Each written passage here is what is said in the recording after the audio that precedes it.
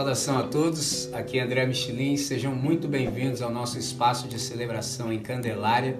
A gente está participando de um projeto de uma plantação de igreja aqui nesse bairro e dentre as várias atividades que a gente tem, a gente também assiste a um grupo de crianças. Então eu gostaria de te convidar, se você entende que o nosso trabalho é sério, você acredita naquilo que o Senhor nos deu para fazer nesse tempo e gostaria de dar um suporte, você pode também cooperar para a manutenção desse projeto, por exemplo, adquirindo uma das nossas canecas. Você tem a opção em cerâmica ou, se preferir, em alumínio.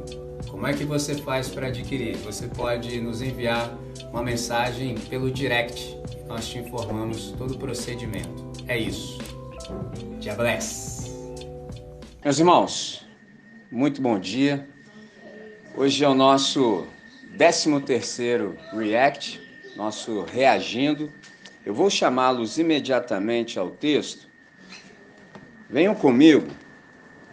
Eu vou ler os dois textos do encontro anterior para a gente reagir e vou agregar ainda um para lermos exatamente na parte da aplicação de tudo aquilo que a gente conversar. Então você pode abrir exatamente para João, capítulo 17.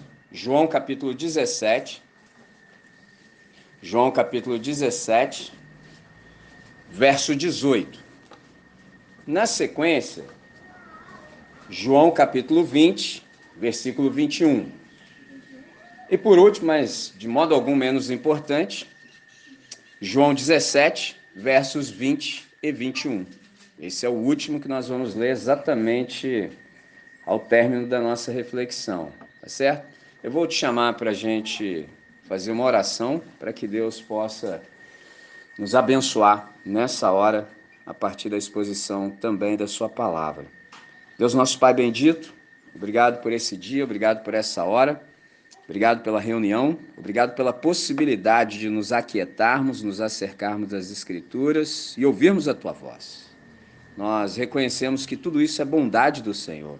Nós queremos aproveitar ao máximo. Então, para isso, Deus, a gente pede que nada e nem ninguém venha nos distrair e que tudo aquilo que ouse concorrer com a exposição da Tua palavra possa ser banido e silenciado. Abre o nosso entendimento, dá-nos compreensão e dá-nos também possibilidade de viver conforme o que nós temos aprendido e conforme e de acordo com a luz que nós temos. Oramos assim agradecidos sempre, em nome de Jesus. Amém, Senhor. Amém. Muito bem. Sempre que eu subo aqui para falar aos irmãos, sempre há algo no meu coração, eu sempre procuro reconhecer a sua presença. Sempre, sempre. Nem sempre. É muito raro eu falar, mas eu nunca ascendo ao púlpito sem pensar, por exemplo, no que você fez para estar aqui. Eu procuro, por exemplo, quando os meus olhos caem dentro dos seus, eu sempre estou falando, mas estou fazendo uma oração, sempre perguntando assim, Senhor, o que a pessoa que está diante de mim carece da tua parte? Entendeu? Porque eu não sei, por exemplo, qual planejamento você fez, qual mudança de rotina e de agenda você precisou estabelecer para que você estivesse aqui. Então eu levo isso muito a sério, dou muito valor para um momento como esse e eu procuro sempre me esmerar para que você possa ouvir realmente aquilo que você precisa para que a coisa faça sentido para você, para que a sua vida tenha de fato sentido e significado. Então, eis-nos aqui, hoje é a nossa 38ª celebração nesse ano, graças a Deus por isso, e a gente está diante de uma nova oportunidade de encontro, de aprendizado, por exemplo, e aprofundamento da nossa fé em Jesus de Nazaré, e a gente está sempre em busca de percepções que sejam as mais acertadas acerca do nosso Senhor e Salvador Jesus Cristo, porque se a gente tem uma percepção equivocada acerca de Deus, tudo na sequência dá errado. Mas se você tem uma percepção acertada sobre Deus, as coisas também entram nos seus respectivos lugares, entendeu? Então, nesse sentido, o texto que nós temos para hoje, os dois primeiros versos que eu tenho para ler com vocês é assim, ó, João 17, 18, diz assim, assim como tu me enviaste ao mundo, também eu os enviei ao mundo. João capítulo 20, o verso 21, diz assim, Disse-lhes, pois, Jesus outra vez: Pai seja convosco. Assim como o Pai me enviou, eu também vos envio. Então, o primeiro texto, você sabe, ele faz parte daquilo que nós chamamos e denominamos, por exemplo, oração sacerdotal. É o Senhor dando um relatório ao Pai dele acerca da missão que ele foi incumbido de executar e consumar. E eu separei exatamente o verso 18. E aqui é interessante quanta riqueza há. Assim como tu me enviaste ao mundo, também eu os enviei ao mundo. Isso é Jesus falando com o Pai. Então eu quero salientar, por exemplo, alguns detalhes. Observe qual é a marca da comunidade de fé, qual é a marca da igreja. Igreja, por definição, você sabe, é uma comunidade. E igreja, na mente do Senhor, é uma comunidade missionária. Interessante que você percebe isso exatamente no verso 18. E impressiona-me muito, por exemplo, como que em uma frase tão simples Jesus consegue sintetizar toda a grandeza, toda a amplitude, toda a profundidade da missão para a qual nós existimos. Observe isso. A missão para a qual nós existimos. Enquanto a gente não se dá conta, por exemplo, de qual é a nossa vocação, qual é o nosso chamado, você fica sempre batendo cabeça na existência. É como eu disse na hora da consagração, de apresentação das crianças, sabe? A gente precisa saber o que dá sentido à vida e qual é o sentido da vida. Quando a gente sabe isso, tudo entra no seu respectivo lugar. Mas sem saber isso, a gente fica com muita dificuldade na existência. Então a igreja, de fato, é essa comunidade missionária. Uma outra coisa que eu gostaria de chamar a atenção é para o fato, observe isso, Jesus não tem iniciativa. Interessante falar isso porque a gente vive num mundo que agora já não é mais palestra motivacional, agora quem domina é o coach. Tem que sempre dar uma nova terminologia para uma coisa antiga. Então, se você vai, por exemplo, numa palestra motivacional ou do coach, ele vai falar que você tem que ter iniciativa. E é interessante quando eu olho para Jesus de Nazaré, o nosso modelo, o nosso Senhor, ele não tem a menor iniciativa. Jesus não tem iniciativa própria. Ele diz assim: assim como tu me enviaste ao mundo, também eu os enviei ao mundo. Então é interessante, você fala assim, mas peraí, Micheline, como é que Jesus não tem iniciativa? É que você tem que atentar para um detalhe. Por exemplo, Jesus, quando estava na eternidade, ele é o Filho de Deus. Mas quando ele se encarnou e vem aqui, quando Jesus estava na eternidade, ele é o Deus Filho. Quando ele veio aqui, aí sim ele se tornou o Filho de Deus. E aí é interessante que para ele executar o que ele precisava executar como verbo encarnado, ele precisou receber ordens. Então, Jesus não fez o que fez simplesmente porque ele era Deus, porque isso é um equívoco que a gente às vezes comete, porque quando você olha para Jesus de Nazaré, sem que você perceba, lá no íntimo você fala assim, mas Jesus fez o que? Pô, mas ele é Deus, né? Aí você está querendo dizer o seguinte, eu não sou, então estou livre para errar. Não, não. Jesus de Nazaré é o nosso modelo supremo e absoluto. Ele só fez o que fez porque ele é um tipo de ser humano absolutamente rendido ao Espírito de Deus. O Espírito Santo nunca encontrou nenhum tipo de dificuldade e objeção em guiar Jesus. Simples assim. Por isso é que ele orava. Não é um teatro. Ele está orando, por exemplo, para saber qual é a agenda do dia chamado hoje. Aí o pai dava a agenda do dia, mas fique atento, porque ao longo do processo eu posso aparecer e mudar aquilo que eu quero mudar. Esteja atento. Simples assim. Quando a gente sabe isso, aí a vida ganha outra conotação. Você não fica mais perdidão, porque você tem um modelo. Então, qual é o meu modelo? De um ser humano absolutamente rendido ao Espírito Santo, a ponto de ser guiado sem nenhum tipo de dificuldade e objeção. Então, Jesus nunca teve iniciativa, porque ele disse, eu não desci do céu para fazer a minha vontade. Já disse a vocês, o dia que eu li isso a primeira vez, fiquei impressionado. Porque, assim, alguns de nós têm até muito boa vontade, mas não se equipara à vontade de Jesus. Ora, se ele, que é ele, não fez a vontade dele, que espaço tem eu para fazer a minha, que está corrompida? Ainda a minha melhor vontade precisa ser submetida ao crivo de Deus para saber quais são as minhas reais motivações.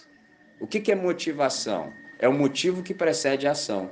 Tudo que nós fazemos tem uma motivação por trás. Você pode até fazer o bem com a motivação equivocada.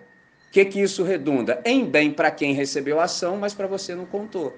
Porque a sua motivação foi espúria. E só o Senhor sabe quais são os reais desejos e intentos do seu coração. É um negócio sensacional.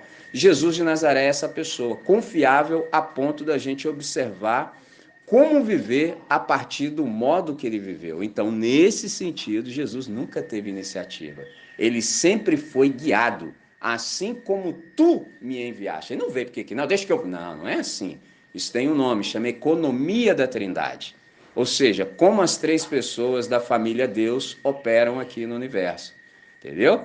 O filho diz, pai, pode criar que eu sustento, eu dou a vida por. Olha que interessante. Ele fez o que fez e disse, está consumado, está pago a dívida. Aí o Espírito Santo efetiva a salvação em nós. Aquilo que Jesus conquistou para nós na cruz e manifestou, por exemplo, na cruz do Calvário. É sensacional. Então, nesse sentido, Jesus não tem nenhum tipo de iniciativa. O que eu quero dizer com isso? Que Jesus ele segue um modelo. Quando ele envia a comunidade dos discípulos em missão ao mundo, ele está exatamente imitando aquilo que o pai dele fez com ele. E qual é o modelo? Exatamente o mesmo que o próprio pai utilizou ao enviá-lo como missionário a esse mundo tenebroso. Isso é um negócio fantástico. Eu, por exemplo, como pai, sou desafiado toda vez que eu penso nisso, em saber que Deus só tinha um filho e fez dele missionário.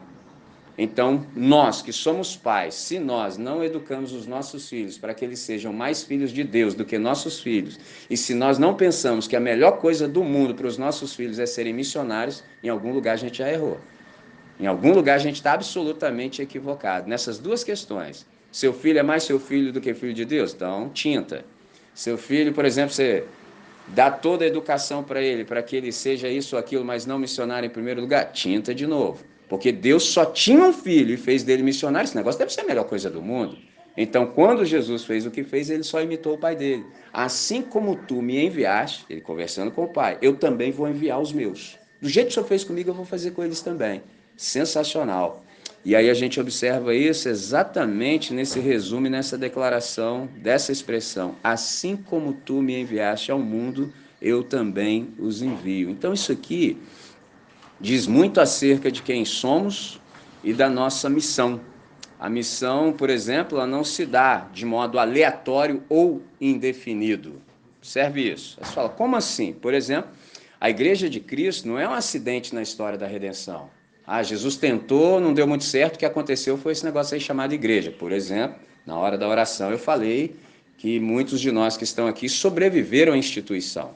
Entendeu? Eu sobrevivi, muitos sobreviveram. Eu sei que eu só sobrevivi porque eu conheci Jesus de Nazaré antes de conhecer o peso da instituição. Se eu não tivesse conhecido Jesus, eu teria feito um mix e jogado Deus fora junto, entendeu? Mas é como dar um banho em uma criança, entendeu? Nós que somos pais sabemos disso. Você dá o banho na criança, depois você tira a criança, pega a banheira com água suja e joga a água fora, entendeu? A água suja fora, você não joga tudo junto. Só que quem não conhece Jesus, joga tudo junto e acha que Deus tem participação nisso. Não, não, não. Pode ser até o Deus lá da igreja, pode ser o Jesus lá daquela igreja, mas o Deus, Pai de nosso Senhor e Salvador Jesus Cristo, não tem nada a ver com isso. E tem um detalhe também. Muitas vezes a gente sofre desnecessariamente, por uma questão simples. Nós temos acesso a esse texto. Aqui está tudo que a gente precisa para viver bem. Então, certas coisas que a gente acaba sofrendo é desnecessário simplesmente por causa da nossa negligência, da nossa, por exemplo, indisciplina que o Hernani disse.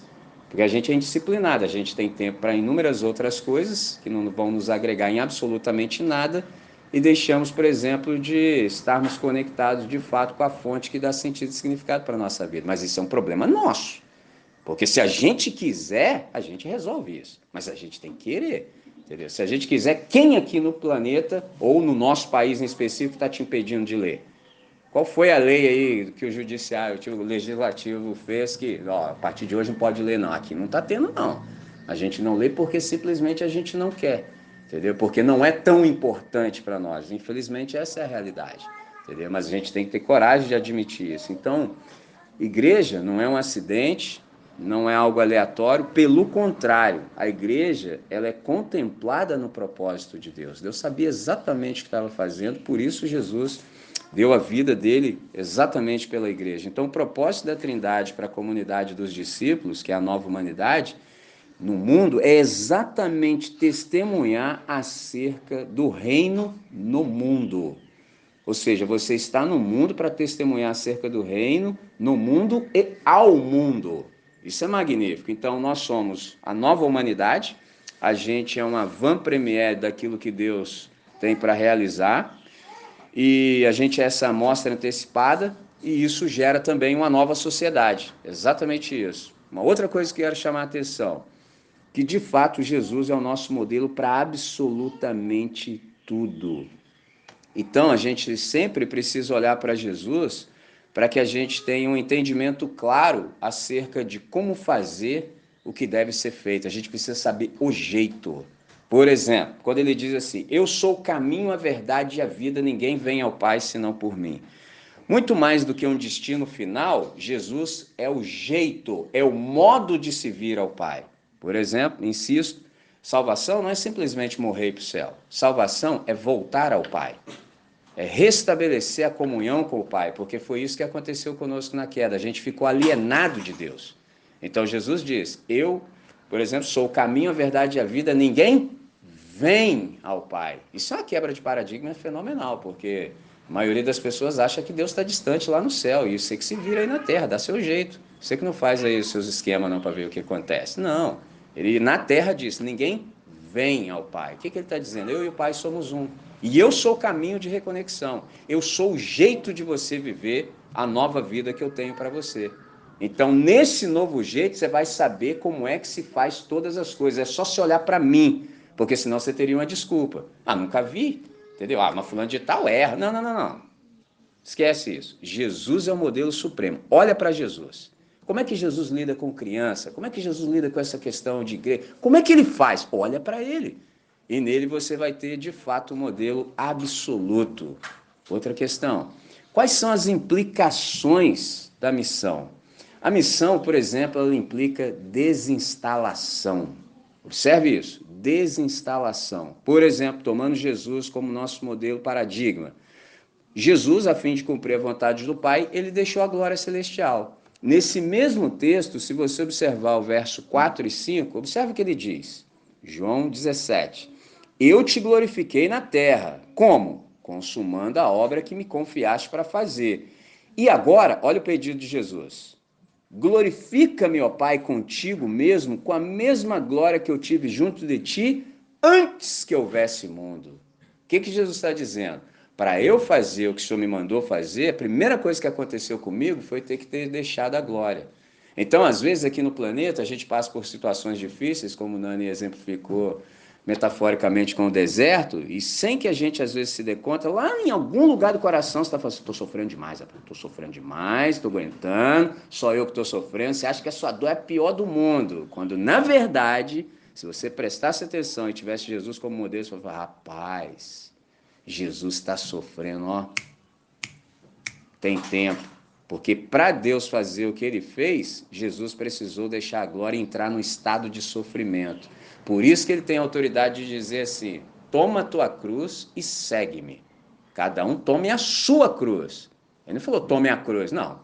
Aí você podia falar assim, mas com que autoridade você fala isso? Olha aqui eu carregando a minha. Eu estou carregando desde a eternidade e o meu objetivo é plantá-la lá no Gólgota. Por isso que quando ele fez isso, ele falou assim, está feito. It's done. Está pago a dívida. Está consumado. Tetelestai. Sensacional. Então, quando você tem Jesus como modelo, você fala assim, meu Deus do céu. Ele é o modelo absoluto. Você tem que olhar para ele. Qualquer outro exemplo que você tenha, mesmo que seja em alta conta, é só uma imitação pálida do que ele é, na verdade. Por isso que a gente não segue, por exemplo, os seres humanos caídos. Entendeu? Você pode até observar as pessoas, a maneira como elas imitam a Jesus, mas o seu modelo absoluto supremo é Jesus de Nazaré. Então, missão, por exemplo, desde o princípio, sempre significou conjugar obedientemente o verbo sair. Eu vibrei quando o Nani citou Gênesis capítulo 12. Ele citou o verso 3 e a minha ideia é exatamente nosso irmão patriarca da fé, o Abrão, que Deus disse para ele, sai da tua terra, da tua parentela, da casa do teu pai e vai para a terra que eu vou te mostrar. Irmãos, Hoje, que nós temos os 2 testamentos em mãos, temos até o spoiler, entendeu? Você quer saber como é que esse negócio termina? Você lê o spoiler. Entendeu? Você fala assim, então é assim que termina. Rapaz, nem assim a gente obedece a Deus com mais presteza, entendeu? Com mais velocidade, com mais celeridade. Agora, você imagina um camarada que está lá na Mesopotâmia, lá na Babilônia, cheio de ídolo, Deus fala com o cara. Olha o que Deus fala com o cara. Sai da tua terra, sai da tua parentela, da casa do teu pai. Traduzindo, se mete numa furada que você não consegue mensurar o risco. Aí você pode falar assim, tá, já peguei um pouquinho da visão, mas para onde que eu vou? Não, vou te falar no processo. Mano, é muita loucura para um ser humano só, cara. Não dava. Hoje que nós temos todas as informações, nós ainda vacilamos. Então, o que isso quer dizer para nós? Que a nossa fé tem que ser infinitamente maior do que o nosso nível de informação. Pegou a visão da parada? Porque muitos de nós querem saber assim, mas para onde que eu vou? Mas para poder sentar? Tem água lá? Tem ventilador? Tem ar-condicionado? Como é que é? Entendeu? Que lá no fim você passa a régua e fala, não vou nada. Entendeu? Vai para a terra que eu vou te mostrar. Qual é o segredo dessa coisa? É o que o Nani disse. Com o Senhor, eu vou para qualquer lugar, meu irmão. O negócio é eu ir com ele, entendeu? Eu não quero saber para onde eu vou, não. A companhia é boa. Quando a companhia é boa, meu irmão, você vai para qualquer lugar. Agora, com a companhia ruim, meu irmão, nem o melhor lugar do mundo não serve, porque vira um inferno. Esse é o segredo. Qual é a questão? Muito mais do que o lugar que você vai me conhecer ao longo do processo. Então, ao longo do caminho, eu vou me revelando para você. Então, missão sempre foi desinstalação. Aí você fala assim, bom, se missão é se desinstalar, é sair, do que eu devo sair? Por exemplo, a gente deve sair daquilo que a gente construiu para que a gente se acomodasse de modo confortável. Que a gente gosta muito de um conforto, entendeu? No mau sentido do termo. Esse é um problema que a gente tem. E a gente vai se acomodando e vai perdendo movimento. Sendo que todo camarada que é da fé, ele está sempre em movimento, o tempo todo, porque nós estamos sempre nesse gerúndio existencial missional. Então, o lugar de missão que Deus tem para cada um de nós como igreja é sempre um lugar de aventura e desafio. Agora, eu preciso chamar a sua atenção para essa palavra aventura, que infelizmente a gente sempre tem a questão do sequestro semântico. Então, por exemplo, quando a gente ouve essa palavra, sobretudo no contexto aqui do Brasil, você pensa em algo, como eu posso dizer, algo não pensado, tipo assim, tipo embarcar numa canoa furada. Essa é a ideia. Mas eu penso que a melhor pessoa que poderia dizer para nós o que é aventura é o Amir Klink, entendeu? Que ele sabe desse negócio. Eu me lembro, se eu não estou equivocado, quando eu tinha 9 anos, ele saiu da Namíbia e chegou em Salvador. E todo mundo perguntou assim, você está com algum problema, cara? Você quer se matar? Qual é o problema? Por quê? Todo mundo que tentava fazer essa travessia morria. Porque em dado momento o barco virava, certo? E aí ele calculou tudo, porque isso de fato é aventura. Você tem que calcular tudo.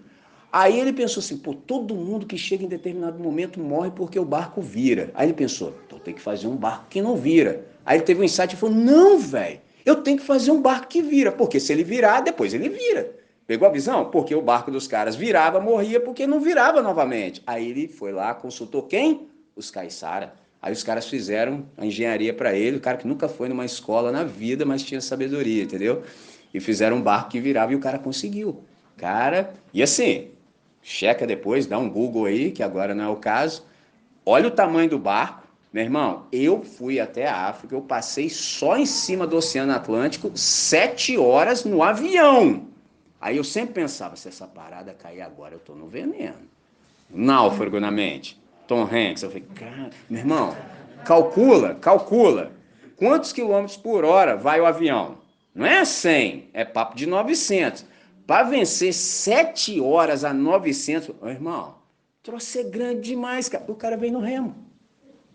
Entendeu? Agora sim, por exemplo, para vir aqui, você não fez os cálculos? Por exemplo, hoje não está o dia quente, você tem que tomar uma água, você se preparou de algum modo. E para fazer essa travessia? Quanto de comida eu levo? Como é que água? Tem que pensar em tudo. Eu sei de um detalhe que ele se esqueceu, dos fósforos.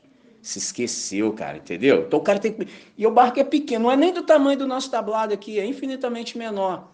Isso é aventura. Você precisa calcular tudo nos mínimos detalhes. Então, missão, de fato, é um locus de aventura e desafio, mas também, por exemplo, interessante que é o único lugar em que nós, por exemplo, encontramos realização como discípulos e membros da igreja e participantes da história da salvação. Enquanto você não tiver locado na missão, não flui. E realização, aqui também eu preciso traduzir o termo, realização para nós que somos discípulos na missão é fidelidade. Não é resultado, é fidelidade. O que Deus te deu? É isso? Faz, irmão, tá suficiente, entendeu? Resultado fica com ele. Simples assim. Então, nesse sentido, há uma pergunta perscrutadora que a gente precisa se fazer. Qual é a pergunta? Quais são os aspectos da vida que me permite, por exemplo, afirmar que eu estou experimentando a desinstalação no exercício da missão? Quanto desinstalado cada um de nós está? Ou você só faz a missão na zona de conforto? Entendeu? Só na rede. Uma vez tinha um skate shop, cara, sem brincadeira. Era na praia. Skate shop. Aí o camarada ficava na rede, deitadinho na rede, mano. Eu olhei e falei, que parada é essa, velho? Aí cheguei lá, o cara deitado na rede. Aí falou assim, pô, aquele shape ali, o cara assim, vem aí. Assim mesmo, tipo assim, pô, me mostra. Não, fica, vem aí. O cara na rede, velho, deitadinho. Aí pra pegar o shape, vou levar isso aqui, bota o dinheiro ali pra mim. Eu falei, meu irmão. Falei, que isso, cara, entendeu? É cômico assim, mas é real. Mas às vezes a gente tá na mesma pegada na missão, irmão. A gente é da mesma pegada, entendeu? Deixa eu ver se tá confortável. Deixa eu ver, não vai dar eu não. Posso dizer com toda tranquilidade, irmãos, do íntimo do meu ser, estarmos aqui está nos salvando, entendeu? Está nos salvando. Guarda isso aí, pode grifar, entendeu? Falei, vou repetir, estarmos alocados aqui em Candelária está salvando a gente, dada a característica da nossa comunidade, entendeu? Nós somos pessoas com a facilidade muito grande de ficar com a cabeça enorme. Entendeu? Com obesidade intelectual. Isso é muito fácil para nós, é muito cômodo. Então, não pensa assim que o Senhor nos colocou aqui à toa. É para nos salvar também, entendeu? Porque a gente, vou salvar a galera. Vai salvar quem, rapaz? Salvar é você, rapaz. Fica só na comodidade, entendeu? Não, vou arrumar uns problemas para você ver como é que é o negócio, para você aprender pelo menos orar, entendeu? Porque você só ora mesmo quando você precisa, irmão. O resto a gente fica aí falando as coisas aí, entendeu? Agora, quando o negócio esquenta, quem me conhece um pouquinho mais de tempo sabe. É aquela hora que você fala assim, meu irmão, você fala só assim, Senhor, esse é um bom momento para você me salvar. Irmão, não dá tempo para nada, que você fala assim, eis aí um bom momento para tu socorreres o teu servo. Porque, meu irmão, você não tem como fazer nada. É isso que a gente vive. Se você experimenta isso em algum nível, você já está começando a ficar desinstalado, entendeu? Porque a missão ela começa difícil, depois ela se torna impossível. Enquanto você estiver achando que está só difícil, você ainda vai. Agora, o dia que você fala assim, meu irmão, na moral, tá impossível, aí é a hora de Deus chegar na parada. Pegou a visão? Então, a gente precisa ter essa honestidade de se perguntar. Então, a gente tem essa necessidade desse questionamento contínuo. Você não pode dar um dia de trégua. Todo dia você tem que perguntar, já estou ficando acomodado? Estou cessando os movimentos? Porque eu sou da comunidade do movimento. Entre aspas, tá, irmão? Pegou a visão já, né? Entendeu? Porque senão o cara ouve, rapaz, pastor é subversivo, entendeu? Nós somos do gerúndio existencial missional, então estamos sempre em movimento. Qualquer coisa que atente contra esse movimento é pecado. Você começar a ver assim que você está ficando muito estagnado, tem alguma coisa errada. E aí, esse questionamento constante deve ser um dever que a comunidade também precisa exercitar. Em que sentido? Qual pergunta a gente se faz continuamente? Por exemplo, o que nós estamos fazendo em nome de Jesus, o lugar que nós ocupamos e a estrutura que nós construímos, é realmente a expressão do amor de Deus encarnado, por exemplo, aos seres humanos? A gente tem que se perguntar isso toda hora, cara. Toda hora. Porque a estrutura ela precisa servir a missão. A gente não pode ficar trabalhando para fazer manutenção de estrutura nenhuma. A gente tem que, na verdade, ter coragem de falar assim, vamos derrubar tudo, meu irmão. Vamos derrubar tudo que isso aí já deu. Foi bom naquele momento, mas agora não precisa mais. Agora é outra estrutura. Então, e sobretudo, o que a gente tem feito em nome de Jesus. Isso é muito sério. Entendeu? Porque em nome de Jesus significa o seguinte, eu estou fazendo o que Jesus faria se estivesse aqui agora, nesse lugar. Rapaz! Como é que você vai fazer uma coisa que Jesus não faria de jeito nenhum? Não pode. Então, são perguntas que a gente precisa ter sempre no coração o tempo todo, para saber se realmente o que nós estamos executando é a expressão do amor encarnado de Deus aos seres humanos que Ele tanto ama.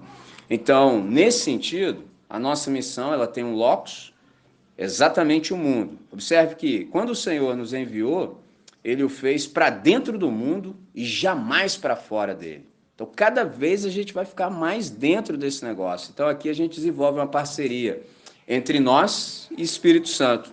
Então, nesse sentido, já que Jesus nos enviou ao mundo, a gente tem exatamente um mundo de oportunidades para servir. Olha que coisa sensacional. Tem oportunidade que não acaba mais para quem tem olhos para ver. E esse ensino de Jesus, ele é um ensino por demonstração. O que isso quer dizer? Que a prática do nosso Senhor, ela demonstra de modo inequívoco qual deve ser, por exemplo, a prática da igreja em missão. Se a gente olhar para ele, a gente vai saber como fazer exatamente todas as coisas. Isso nos dá a compreensão também da abrangência da missão. A abrangência da missão da igreja é conforme a de Jesus. Verso 18 do capítulo 17. Assim como tu me enviaste ao mundo, também eu os enviei ao mundo. Essa é a extensão e o horizonte da nossa missão. Então você percebe que o desafio ele se mantém. Ele continua sendo o mundo com toda a sua perplexidade e com toda a sua complexidade.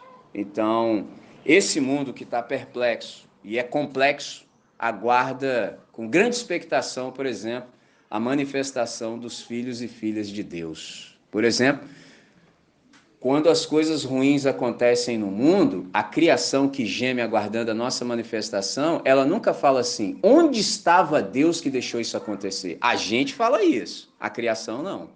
A gente fala porque a gente não compreendeu de fato o que está acontecendo. Então a gente fala, onde estava Deus que deixou isso acontecer? Já viu quando os caras te interrogam assim, querendo te dar uma espezinhada? Onde é que estava o seu Deus que deixou uma desgraceira dessa acontecer? Só que a criação não. A criação fala assim, onde vocês estavam quando isso aconteceu? Por que vocês deixaram isso acontecer? Aí a gente tem que ser honesto e falar assim, ué, eu estava acomodado, pô. Tava calor, não aparecia não, pô. Tava chovendo, eu não vou nada, entendeu? Nós somos assim, cara. Esse é o problema. Por isso que Romanos 8,19 está escrito. A criação geme ou está em grande expectação, aguardando pela manifestação dos filhos de Deus, que somos nós. Então há um lugar para cada um de nós ocupar. Foi isso que a gente orou quando a gente apresentou as crianças. Porque a coleção de dons, talentos e habilidades que cada um de nós tem é inédita. Ninguém mais tem. Daí a necessidade da gente viver em comunidade para que a gente possa exercitar essa mutualidade. Em que sentido? De nos edificarmos mutuamente. Aquilo que eu tenho serve a você e vice-versa. É um negócio sensacional. Por isso que a gente tem que ter isso sempre em alta conta. Como é que isso tudo se aplica à nossa vida? E eu caminho exatamente para a conclusão hoje, lendo o terceiro texto que eu propus aos irmãos. João 17, versos 20 e 21. Não rogo somente por estes, mas também por aqueles que vierem a crer em mim, por intermédio da sua palavra. Eu vou seguir no verso 21, porque você percebe que há um ponto e vírgula, e nunca é bom parar no ponto e vírgula, muito embora eu precise hoje do verso 20. A fim de que todos sejam um, e como és tu, ó Pai, em mim, e eu em ti, também sejam eles em nós, para que o mundo creia que tu me enviaste. Olha que coisa sensacional. Não rogo somente por estes. Estes quem? Os discípulos originais. O que Jesus está dizendo? Eu orei até pela galera que está lá em Candelária. Olha que negócio sensacional. Traduzindo, nós. Já pensou, irmão, você ser contemplado pela oração de Jesus? Não rogo somente por estes, mas também por aqueles que vierem a crer em mim, por intermédio da sua palavra. Os caras levaram Jesus a sério, saíram pelo mundo, se desinstalaram, entendeu? Falaram o que deveria, viveram primeiramente. Cara, o negócio chegou em nós. Caramba, o Jesus falou, é verdade, cara. Olha nós aqui crendo. Olha que negócio interessante. O que isso quer dizer? Que nós também estamos contemplados no propósito de Deus. O que isso significa para nós? Que nós temos uma responsabilidade intransferível. É contigo, irmão. é contigo, irmã. Não tem como arrumar um substituto. É igual a galera que faz as piadas aí da corrida, né? Não, já até paguei um cara para correr para mim. Eu falei, que isso, rapaz? Que isso, varão? Entendeu? Não faz isso não, entendeu? Então, nesse sentido, não tem como. É uma responsabilidade intransferível. Isso me faz lembrar de um pensador, Noah Chomsky. Olha o que o cara falou. O conhecimento, as oportunidades e as possibilidades geram responsabilidades. Todos nós sabemos, todos nós temos oportunidades, todos nós temos possibilidades. Lembra quando a gente orou pelas crianças? São possibilidades. E então isso gera em nós responsabilidade. E eu sei que você está perguntando assim, André, o que é responsabilidade? É a capacidade de dar resposta às demandas da vida. Cada um de nós tem condição de dar resposta a uma determinada situação. Antes que você seja tentado, já vou adiantar.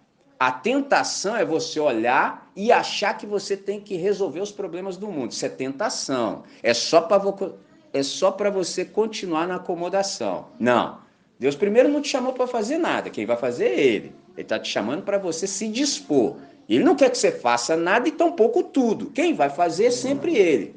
Aí, dentro desse todo, vai ter um lugar que você fala assim, aqui é o meu lugar. Porque eu não estou competindo com ninguém, porque eu sou do time da cooperação, então eu não compito, eu coopero. E esse lugar aqui é o meu, aqui ninguém entra. É simples assim. Então, nesse sentido, você começa a perceber que há um lugar que só você pode ocupar. Quando você entende isso, fala, Senhor, eis-me aqui, estou pronto. Eu vou assumir essa responsabilidade. É um negócio fantástico, porque conhecimento, oportunidade e possibilidade geram responsabilidades. Outra coisa, quanto mais se sabe, alguém me disse, mais se aproveita. Quanto mais se sabe, mais se aproveita. Só que a isso eu preciso dizer o seguinte, só saber sobre não é o suficiente. Por exemplo, quando eu era criança, entrando na adolescência, eu conheci o mestre das artes marciais, ainda gosto, mas eu gostava ainda mais antes, que é o Bruce Lee. E com ele eu aprendi o seguinte, saber não é o bastante, precisamos aplicar. Querer não é o bastante, precisamos fazer, entendeu? Então, nesse sentido, sem aplicação, nada do que a gente ouve faz sentido. Você só está acumulando sermão. Então, a gente precisa, para solucionar essa questão, a gente precisa, por exemplo, adotar uma vida de discipulado. Mas fala assim, por quê? Por uma questão simples. À medida em que nós somos chamados à fé e à participação na missão, a gente recebe a agenda do reino e o projeto de vida. É interessante que esse termo, projeto de vida, foi cunhado há pouco, mas Jesus já fala sobre isso há tempos. Interessante. E ambos, tanto a agenda do reino quanto o projeto de vida, eles são sintetizados na palavra missão.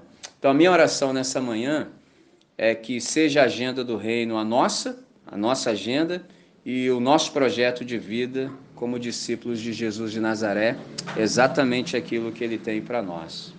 Encerro dizendo o seguinte, Jesus, de fato, é o nosso modelo supremo para tudo, porque Jesus de Nazaré é, de todas as formas possíveis, o exemplo pleno, do pleno potencial de tudo aquilo que nós somos chamados para ser. Por isso, quanto mais nós o conhecemos pelo Evangelho, mais nós somos concitados a imitá-lo. Então, que essa seja a realidade da nossa vida. Vou chamá-los para uma oração e, na sequência, a gente já entra no React. Senhor, a alegria no nosso coração por tudo quanto nós vivenciamos nessa manhã. Nós sabemos que estamos diante de um texto da Escritura e reconhecemos que sempre que um texto é lido, ele suscita questionamentos. E nós somos aqueles seres que aprendem. Então, nós te damos graças por esse espaço que tem promovido a nossa mútua edificação.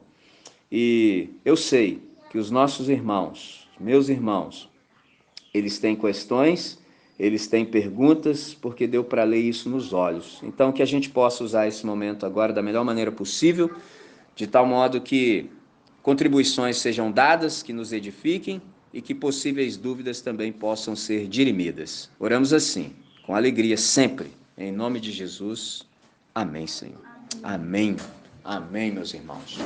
Rigorosamente dentro do horário.